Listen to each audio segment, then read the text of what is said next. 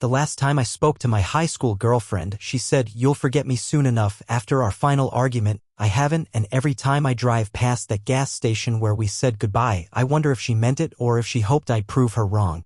It's been 20 years and I still think about her. Rachel. Not every day, not like some sad movie. But sometimes, out of nowhere, she crashes into my head. When I hear a certain song. When I drive past that Chevron off Route 18. When I can't sleep. She was my first real girlfriend. We got together when we were 15. Sophomore year earth science class. She asked to borrow a pen, and she never gave it back. I remember that because later, when I teased her about it, she said, "Guess you'll have to keep talking to me then." So I did. Rachel was sharp. Not just smart sharp. With her words, her eyes, her energy. She had this way of talking like she already knew more than the rest of us. She hated Newcastle. Always said it felt like a slow death. "This town kills dreams," she told me once when we were laying in the back of my truck, watching the stars. "I won't let it kill mine." At first, I thought we'd get out together. She wanted Chicago. Said it was loud and busy and nobody cared who you were. That excited her. I was more cautious. My dad worked at the steel plant like his dad before him. I had an offer to start there full-time after graduation. Solid money, steady hours. She hated that. "You're 19. You've got your whole life ahead of you, and you're gonna throw it away for a job in a place you already hate?" she asked me once. I didn't have an answer that made her feel better. I guess I just didn't want to risk everything the way she did. Things changed fast after prom. She got distant. Shorter texts. Long silences during car rides. She started working more hours at the diner. Said she was saving up. I knew what for. That last fight. It's burned into me. July 7th. I was dropping her off after a late dinner. We parked at the Chevron where we always met up.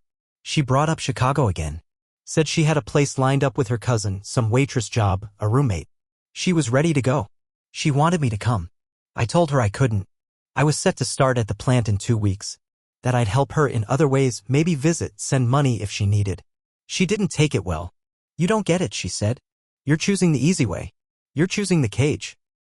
I told her it wasn't like that. That I was trying to build something stable for us. "There is no us if you stay," she said. And her voice cracked right there. I looked at her. Tried to find the right words. I said I loved her.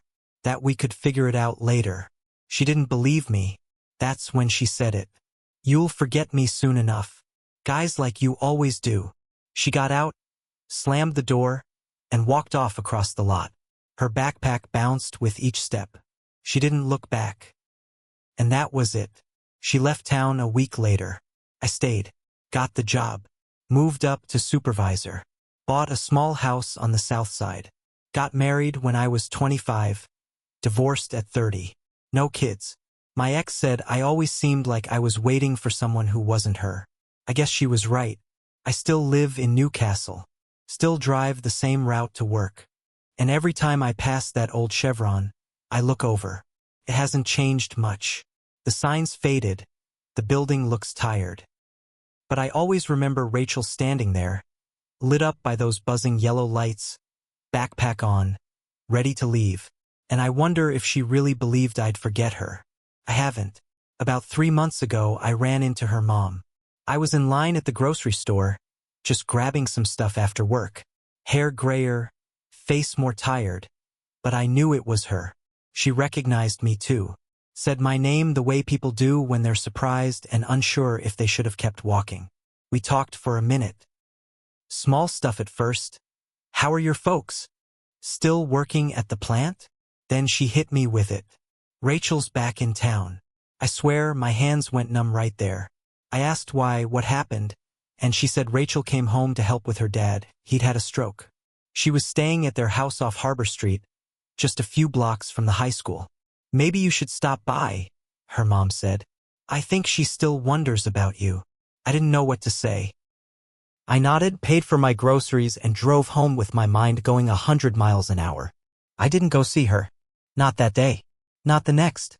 I kept telling myself it was too late. What would I even say? But I started driving past her parents' house. Not to stalk or anything, just hoping I'd catch a glimpse. One night I saw her. She was on the porch smoking, hair tied up. She looked older, obviously, but still so much like the girl I used to know. That same posture, legs pulled up, one hand holding a drink. I didn't stop. I drove on, heart thudding like I was 19 again. 2 weeks later, I ran into her myself. I was grabbing coffee from the diner, the same one she used to work at. She was standing in line ahead of me. I almost didn't recognize her until she turned around. Her eyes met mine and she froze. We didn't say anything for a second. Then she gave me this tired smile and said, "Figured I'd see you eventually." I told her she looked good. She laughed once, short, almost bitter. "Liar," she said. We sat outside, talked for an hour. About her dad, her job in Chicago, how things fell apart with some guy she was living with. I told her about my divorce, the job, the quiet life I built here. Then I asked her about that day. The gas station. What you said. She looked at me long and hard, then said I meant it. At the time. But part of me hoped you'd prove me wrong. I asked if she thought I ever forgot her. She shook her head. You didn't. That's the worst part.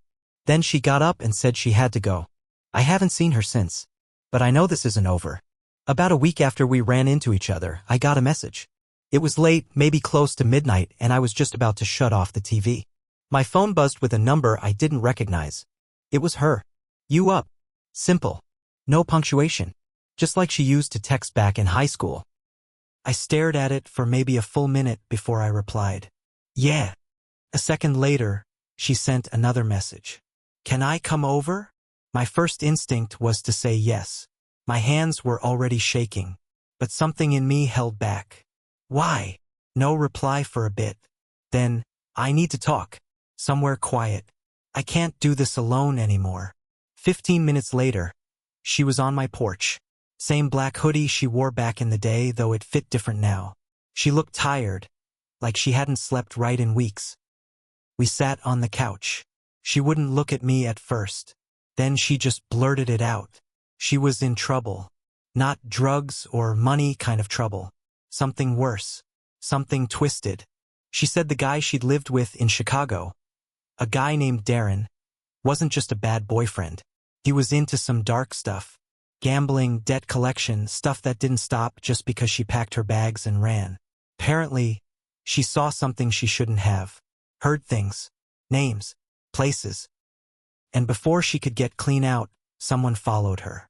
They think I have something, she whispered. Information. Or proof. I don't even know. She looked at me, eyes wide. And now they know I'm back in Newcastle. I asked if she went to the cops. She laughed again, that bitter laugh she had now. Cops don't care. Not about me. Not about some low-level Chicago thug chasing me across state lines. They probably think I'm making it up. I asked what she wanted from me. She said, I just needed to see if I had anyone left. Then she looked around the house. You kept it simple, she said. I always thought you would. I used to hate that. I didn't say anything. I just stared at her. She looked back and said, but now I wish I had. She didn't stay that night. She left after a while, told me not to worry, said she'd handle it. But 2 nights later, someone broke into my garage. Didn't take anything. Just trashed it. Smashed a few tools, knocked over shelves. Left a red playing card pinned to the wall with a knife. A king of diamonds. No note. No explanation. But I knew exactly what it meant. I didn't call the cops. I wanted to. I even picked up the phone. But something told me it would only make things worse. Whoever left that card, they weren't just warning Rachel. They were warning me too. I tried calling her. No answer. I drove past her parents' house. Her car wasn't there. Her mom came out on the porch and waved me off. I could tell by her face she didn't want to talk. 3 days later, I got another message. Meet me at the old train depot. Midnight. That was all it said. No name, but I knew it was her. I drove out there, heart pounding. The train depot's been abandoned for years. No cameras, no people. Just old rails, broken glass, and silence. She was already there. Sitting on a crate, smoking. You came, she said. What the hell is going on, Rachel? I asked. She stood up, walked over, and handed me a flash drive. This is what they want. I didn't even have to ask. I knew something she took from him. Proof. Audio. Video. Maybe worse. I made copies, she said. One's with a lawyer in Chicago. One's here. This one. Then she looked at me hard. I need you to hold it. Before I could say anything, headlights lit up the edge of the depot. A black SUV rolled in, slow, like a shark circling. 3 men got out. One of them was Darren. I knew it by how Rachel froze. He walked up like he owned the ground. Bald, tall, fake calm voice. Ratch, he said, like he was greeting an old friend. You've been busy. She stepped in front of me. Leave him out of this. But Darren didn't even look at her. His eyes were on me. You the hero boyfriend? Still think she's worth it? I stepped forward. You need to leave. He smiled. I'm not here to hurt anyone. I just want what's mine. Rachel tossed the flash drive at his feet. There. Take it. Just go. He picked it up, looked at it, then looked at her. How many copies? She didn't answer. He raised his hand like he was about to hit her, and that's when I stepped in. I don't remember much of the next 10 seconds. Just fists. Noise. Her screaming. My head bouncing off concrete. Then a loud pop, a gunshot. I thought I'd been shot. But it wasn't me. Darren was on the ground, holding his leg. Blood pouring out. Rachel stood over him, shaking, gun in her hand. I didn't even know she had one. The others ran. Cowards. Left him bleeding on the ground. She looked at me, breathing hard. You okay? I nodded. We left him there. I don't feel bad about it. The cops came later. Turns out Rachel had already talked to a federal contact. She handed over everything. The flash drives. The files. The names. Darren got arrested 2 days later when he tried to leave the hospital. His people scattered. Whatever mess he dragged into her life, it ended that night. She left again a week later. Didn't say goodbye this time. Just left a note on my kitchen table. You didn't forget. I was wrong about you. But I need to figure out who I am without you now. I hope you understand. I do. But I won't lie, it broke me all over again. I still pass that chevron sometimes. And now I remember 2 goodbyes. And a girl who thought I'd forget her. I never did.